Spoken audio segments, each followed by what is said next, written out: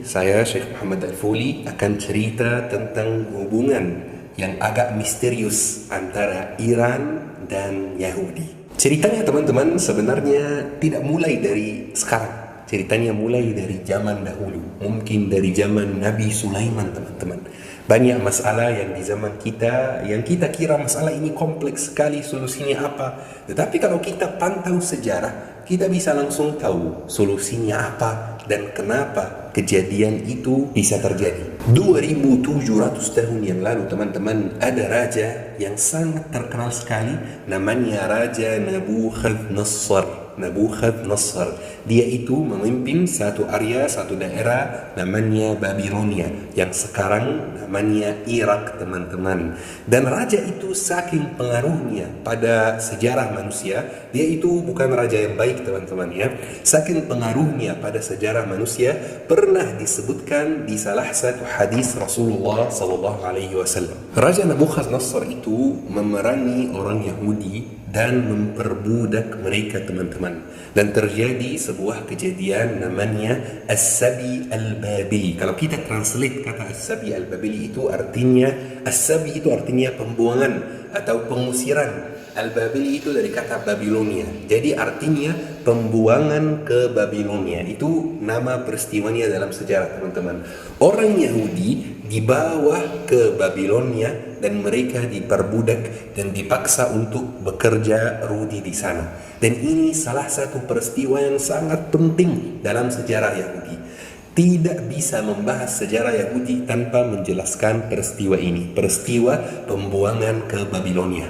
Tapi Raja Nabuchodonosor ini lupa sangat hal yang sangat penting, bahwa ketika dia memperbudak orang Yahudi, dia masih punya satu musuh lain yang sangat kuat. Siapa itu kira-kira? Musuh itu teman-teman adalah negeri Persia, atau yang sekarang namanya Iran. Dia itu musuhnya negeri Babilonia. Negeri Persia teman-teman waktu itu dipimpin oleh seorang raja namanya Quraisy. Jadi teman-teman, di satu saat Quraisy itu memerangi Babilonia. Waktu itu Nabuchodonosor sudah meninggal dunia. Quraisy itu memerangi Babilonia, memerangi Irak, dan ingin menguasai Babilonia itu teman-teman. Dan seperti biasa, Yahudi mengkhianati Babilonia. Yahudi pergi diam-diam ke Raja Quraisy itu dan mereka menawarkan bantuannya ke Raja Quraisy itu. Mereka menawarkan bantuannya supaya Raja Quraisy itu bisa mengalahkan Babilonia teman-teman. Jadi teman-teman, ujung-ujungnya Raja Quraisy itu, pemimpin negeri Persia, dia berhasil mengalahkan keturunan Nabuchodonosor, berhasil menguasai Babilonia. Makanya waktu itu Raja Quraisy mau membalas kebaikan orang Yahudi. Maka dia mengirim beberapa dari mereka ke Baitul Maqdis dan beberapa dari mereka dibawa untuk tinggal bersama dia di negeri Persia. Dan ini awal mulanya Yahudi muncul di negeri Persia. Sebelumnya tidak ada Yahudi di negeri Persia teman-teman. Dan orang-orang Yahudi yang memilih untuk tinggal di negeri Persia itu, mereka didekatkan dengan penguasa. Jadi mereka ibarat orang dekat, mereka ibarat orang dalam, mereka sangat pengaruh dalam pemerintahan negeri Persia waktu itu. Cerita kita sampai detik ini teman-teman sebelum Masehi. Jadi orang Yahudi tetap tinggal di Persia sampai abad 4 Masehi teman-teman. Terjadi satu peristiwa lagi yang sangat penting dan sangat pengaruh, yaitu ada beberapa suku dari negeri Kaukasus. Kaukasus itu yang sekarang apa? Kaukasus ya. Kaukasus, negeri Kaukasus. Ada beberapa suku dari negeri Kaukasus itu memeluk agama Yahudi. Dan mereka itu, suku-suku tersebut yang sekarang ciri-ciri fisiknya itu mirip bule teman-teman ya. Warna rambutnya, warna matanya misalnya, ciri fisiknya itu mirip bule. Dan suku-suku tersebut memang salah satu cirinya mereka suka pindah-pindah. Dan mereka pindah ke Eropa teman-teman. Dan ini awal mula munculnya orang Yahudi di Eropa. Orang Yahudi di Eropa ya syabab itu banyak sekali sekarang. Jadi orang Yahudi di Eropa itu jumlahnya lebih banyak dari orang Yahudi di Israel sendiri, di penjajahan Israel. Coba bayangkan, orang Yahudi sejak waktu itu sampai hari ini banyak yang tetap di Eropa, tidak pergi. Kondisinya tetap seperti itu teman-teman sampai Rasulullah Sallallahu Alaihi Wasallam diutus, sampai Rasulullah Sallallahu Alaihi Wasallam meninggal dunia, kemudian Abu Bakar As-Siddiq memimpin, kemudian Umar bin Khattab memimpin, kemudian Utsman bin Affan memimpin dan dibunuh, dan Ali bin Abi Thalib memimpin. Di era itu muncul bibit pertama Syiah teman-teman. Dan itu kami sudah jelaskan di kajian lainnya, teman-teman bisa nonton dan pelajari. Muncul awal atau bibit pertama Syiah. Dan salah satu aktivis pertama Syiah waktu itu atau pendiri pertama Syiah, dia bukan pendiri pertama sebenarnya, tetapi salah satu orang yang sangat penting dalam ajaran Syiah, namanya Abdullah bin Saba. Abdullah bin Saba itu mantan Yahudi teman-teman. Dia itu aslinya orang Yahudi yang memeluk agama Islam. Dan jujur teman-teman, kalau kita perhatikan akidah Syiah, saya sekarang membahas akidah Syiah sebagai ahlinya bidang itu teman-teman ya. Kalau kita perhatikan akidah Syiah, sebenarnya akidah Syiah itu banyak terinspirasi dari akidah Yahudi, seperti akidah al-hulul, akidah al-isma, akidah at-taqiyah. Itu sebenarnya masih ada kaitannya dengan akidah Yahudi. Tapi ini bukan pembahasan kita sekarang ya. Nanti kita mungkin membahas soal ini di kajian lain. Sampai abad ketiga Hijriyah teman-teman, terbentuk sebuah kerajaan Islam bermazhab Syiah 12 di negeri Persia. Namanya kerajaan Buwayyiyah. Kerajaan Buwayyiyah. Kerajaan Buwayyiyah itu tercatat dalam sejarah bahwa mereka memberi prioritas ke orang Yahudi. Mereka membuat orang Yahudi itu istimewa. Mereka membuat orang Yahudi itu sangat dekat dengan istana pemerintahan. Mereka di sana itu mendapatkan banyak misalnya pekerjaan yang bagus, mereka dapatkan banyak jabatan yang sangat tinggi dan lain-lain. Orang Yahudi waktu itu di kerajaan Buwayyiyah memilih untuk tinggal di sebuah kota yang namanya Asfahan. Ini kota yang namanya disebutkan dalam hadis Rasulullah SAW. Kemudian teman-teman, kerajaan Buwayyiyah itu runtuh dan terbentuk kerajaan baru namanya kerajaan Safawiyah. Itu kerajaan Islam bermazhab Syiah 12 yang ada di negeri Persia juga teman-teman. Tetapi bedanya, kerajaan Safawiyah itu kerajaan yang tidak begitu suka dengan Yahudi. Maka mereka menjauhkan orang Yahudi, mereka tidak lagi memberikan prioritas, mereka tidak lagi menjadikan orang Yahudi itu istimewa. Tetapi masih tetap ada banyak orang Yahudi yang tinggal di negeri Persia waktu itu, khususnya di kota Asfahan teman-teman. Sampai negeri ini, kerajaan ini runtuh dan terbentuk kerajaan baru namanya kerajaan Ifsyariyah teman-teman. Kerajaan Syiah 12 yang berada di negeri Persia juga, sampai runtuh kerajaan Ifsyariyah itu teman-teman, dan terbentuk kerajaan baru namanya kerajaan Al-Qadiriyah ya. Itu kerajaan Islam bermazhab Syiah 12 yang juga dekat dengan Yahudi.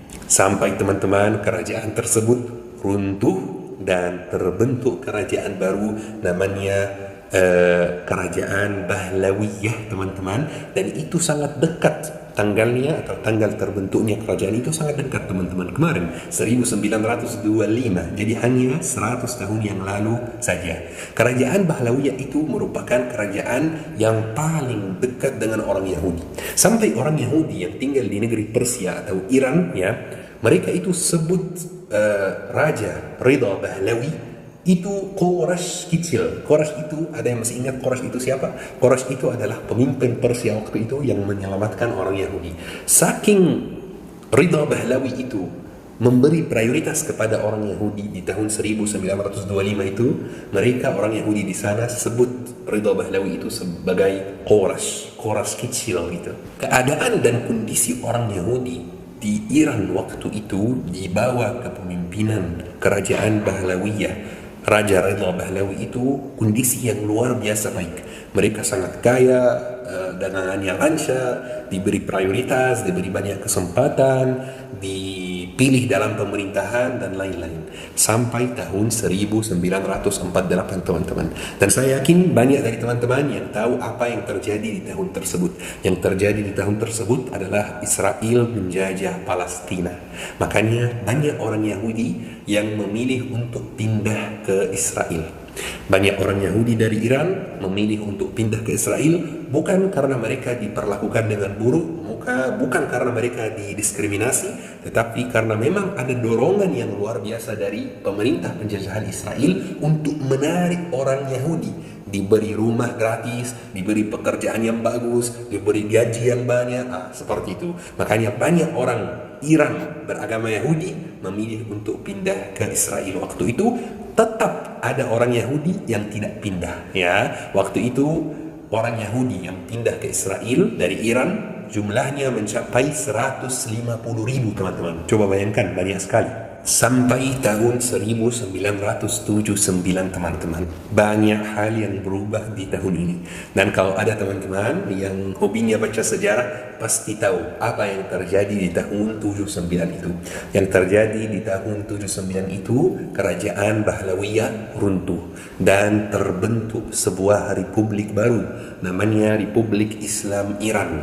Khomeini datang dari Prancis karena memang dia mungkin diasingkan ke Prancis atau istilahnya mengasingkan diri sendiri, memilih untuk pergi ke Prancis, datang lagi ke Iran, membentuk republik baru itu, Republik Islam bermazhab Syiah 12. Waktu itu pemerintah Iran tahun 79 itu mulai menjauhkan Yahudi, mulai menyampaikan kepada Yahudi bahwa kalian tidak di-welcome di sini, atau setidaknya kalian tidak akan dapat keutamaan sebagaimana dapat di kerajaan sebelumnya, kerajaan Bahlawiyah teman-teman. Makanya di waktu itu banyak orang Yahudi yang memilih untuk pindah ke Israel, pindah dari Iran ke Israel. Jumlahnya banyak. Walaupun jumlahnya banyak yang pindah, tetap ada yang masih bertahan di Iran sampai hari ini teman-teman. Sekarang teman-teman, sesuai data tahun 2021, jumlah orang Yahudi di Iran itu mencapai sekitar 10.000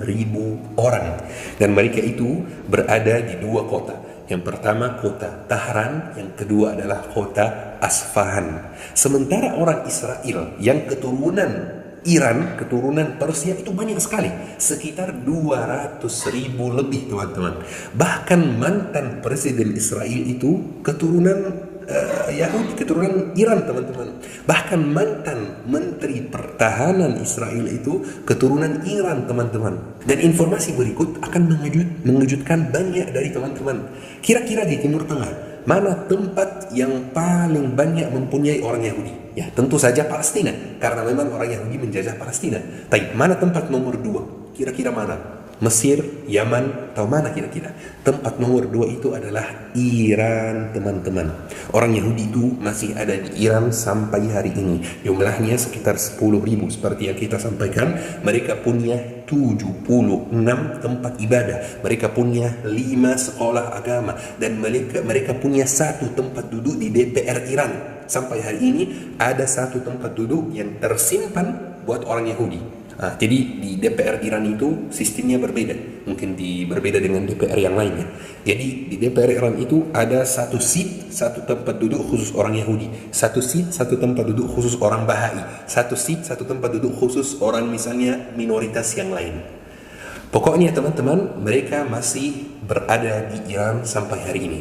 Sebagaimana yang kita lihat teman-teman, hubungan antara Iran dan Yahudi itu hubungan yang kompleks teman-teman. Kira-kira itu hubungan benci, atau hubungan suka, atau hubungan netral, itu sulit ditafsirkan teman-teman. Saya bukan ahli politik, saya ahli ilmu syariah. Dan saya tidak membahas politik di sini, ini channel dakwah. Tetapi saya rasa ahli politik sendiri susah menafsirkan hubungan antara Iran dan Yahudi teman-teman. Mungkin ada banyak dari teman-teman yang bakal bertanya, kira-kira kenapa di hadis Rasulullah, di hadis sahih Rasulullah ada tertulis bahwa 70.000 orang Yahudi dari Asfahan akan support Dajjal. Sementara hari ini jumlah orang Yahudi di Iran itu, di kota Asfahan itu tidak sampai 10.000. Dan jumlahnya sebenarnya berkurang sekarang. Kenapa jumlahnya di hadis Rasulullah 70.000? Di mana kira-kira mereka itu? Mari kita bahas bersama. Tentu saja teman-teman, itu sudah pasti. Dajjal itu akan keluar setelah Palestina merdeka. Tidak harus langsung, mungkin 100 tahun setelah Palestina merdeka, mungkin 200 tahun setelah Palestina merdeka. Tidak langsung. Tetapi maksud saya, Dajjal itu akan keluar ketika Palestina sudah dalam keadaan merdeka. Itu sudah pasti teman-teman. Itu sudah pasti sesuai tanda-tanda akhir zaman. Dan kita sudah jelaskan topik ini sebelumnya teman-teman. Jadi ada satu pertanyaan yang sangat penting. Pertanyaan ini pernah muncul di benak saya pas saya masih kecil. Kira-kira ketika Palestina merdeka, orang Yahudi yang tinggal di Palestina itu akan kemana? Sekarang di Palestina ada sekitar 7 juta orang Yahudi. Misalnya Palestina merdeka hari ini, kira-kira orang Yahudi yang di Palestina itu akan kemana? Ya, tentu saja teman-teman, mereka akan pindah. Ada yang akan pindah ke Eropa, ada yang akan pindah ke Amerika, ada yang akan pindah ke negara Arab lainnya, karena memang ada orang Yahudi keturunan Arab. Ya, ada yang akan pindah ke Iran juga, sesuai keluarganya. Jadi kalau ada orang punya keluarga di Amerika, dia pindah ke Amerika. Ada orang punya keluarga di Eropa, dia pindah ke Eropa.